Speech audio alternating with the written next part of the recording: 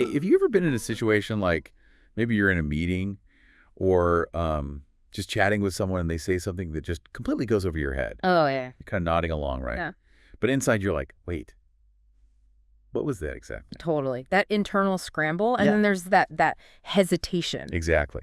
That slightly awkward moment where, you don't want to seem like you weren't listening or don't understand by asking them to explain.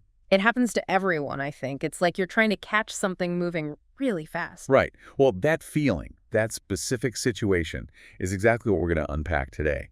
We've looked into some, well, really savvy English phrases that can help you ask for that clarity. Mm-hmm. Ways to do it without making things feel uncomfortable.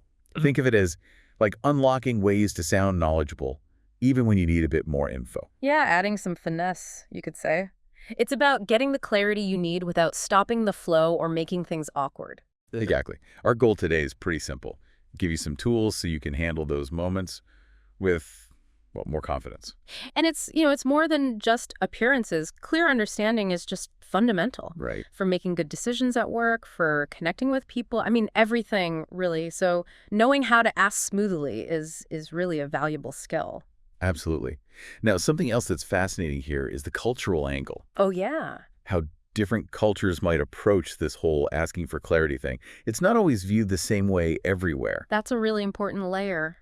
Definitely. We'll touch on some of those, tendencies, how people in different places might handle those moments of fuzzy understanding. Yeah, because what seems perfectly normal and direct in one place might come across differently somewhere else. Having that awareness helps a lot. For sure. Okay, so let's dive into our first phrase. It's, if I understand correctly, you're saying that. Ah, okay. This is a great starting point. Why? Because using this shows you were listening. You're actively trying to piece it together. You offer up your interpretation, your guess, for them to confirm. It's not just saying, huh. Right, less direct than I don't get it. It also kind of validates the speaker, doesn't it? Makes them feel heard. Exactly. So imagine someone's just laid out a new plan. You could chime in with, okay, so if I understand correctly, you're saying that the initial phase will focus only on user testing before we touch development. Perfect. Gives them a chance to say, yep, that's it, or, we'll actually and gently correct you. Precisely. Let's just pause on that phrase for a second. Say it a bit slower. If I understand correctly, you're saying that. Nice.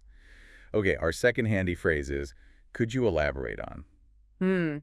This one's quite direct, but still very polite. Elaborate is the key word. Right. It signals you want more detail, more depth. It shows you're interested and engaged, not just lost. Okay, so for example, maybe someone mentions a potential problem. You could ask, could you elaborate on the specific risks you see with that approach? C. It encourages them to expand on their point without making it seem like their first explanation was bad or unclear. Yeah, it invites more information. Let's try that one a little slower, too. Could. Elaborate. On. Good one. Okay, moving to number 3. I'd like to make sure I'm on the same page regarding L. Ah, on the same page.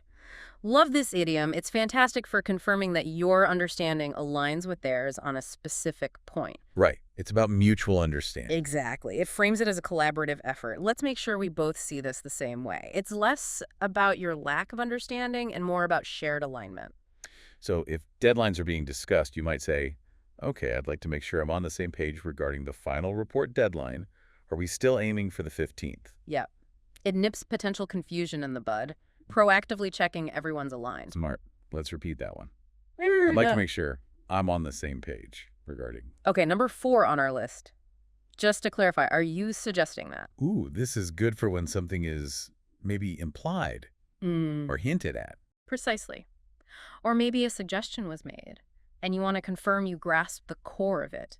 It helps sharpen the focus on a specific proposed action or idea. Okay, example time. Maybe you're talking budget cuts and someone says something a bit vague. You could respond. Just to clarify, are you suggesting that we should cut marketing spend across the board, like by 20%? Exactly. It lets you verify the intention without making it sound like you missed the point entirely. It pins down the specifics. Let's say that again, a little more deliberately. Just to clarify, Yeah. Are you suggesting? Okay, phrase number 5 is a bit more sophisticated, perhaps. No. I'm trying to reconcile what you said with. Yes. This one's really useful when you encounter information that seems contradictory.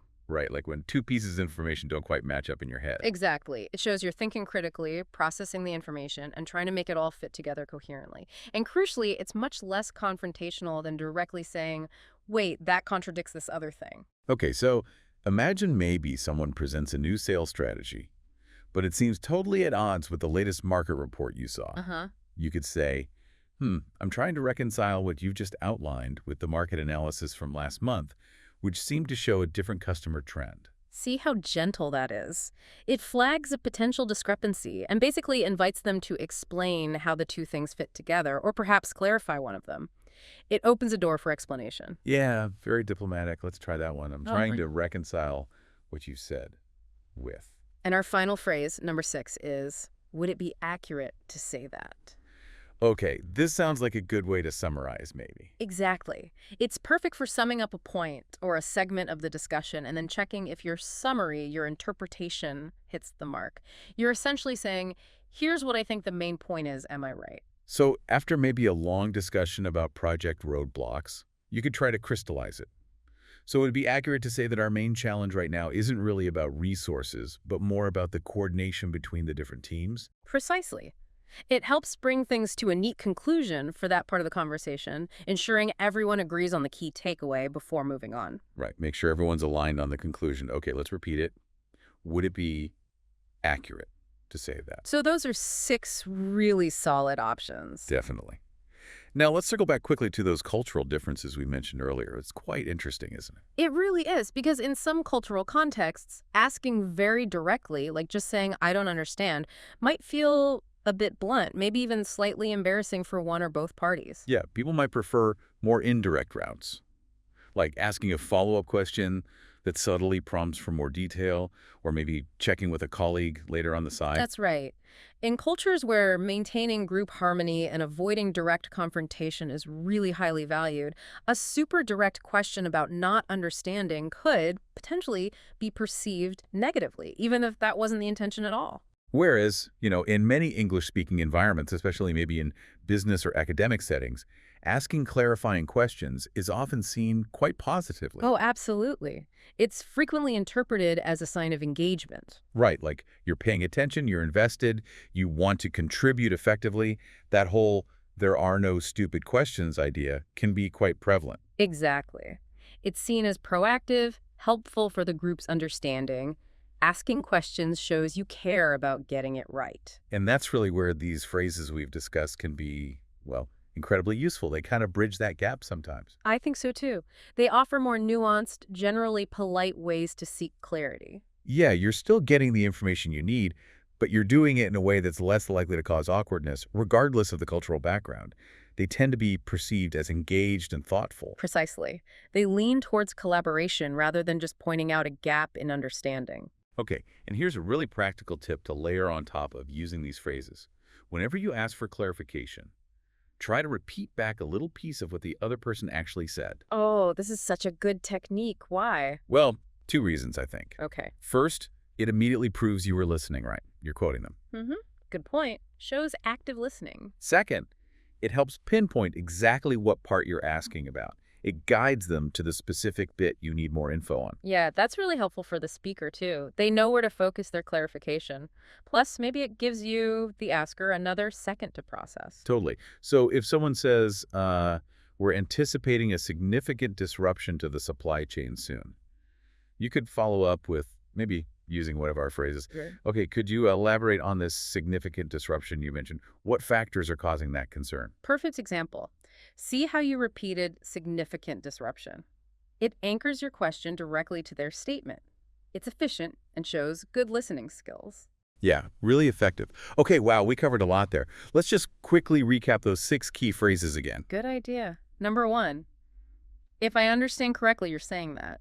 Number 2, could you elaborate on? 3, I'd like to make sure I'm on the same page regarding. Verify, are you suggesting that? 5, I'm trying to reconcile what you've said with. And number 7, would it be accurate to say that? 6 great tools for the communication toolkit. Definitely. Yeah. And we really hope you, listening, will actually try using some of these. Notice how they feel, see how people respond. Like any skill, It gets easier and more natural with a bit of practice. Absolutely. They can make a real difference in your interactions.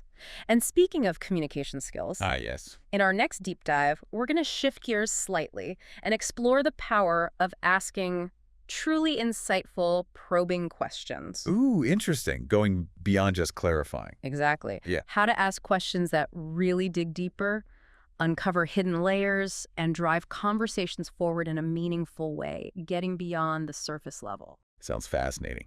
How to ask questions that really get to the core of things. So definitely make sure you join us for that exploration. Looking forward to it. For now, though, remember, clarity often leads to confidence. And, that confidence can really open doors for you. Thanks for diving deep with us today.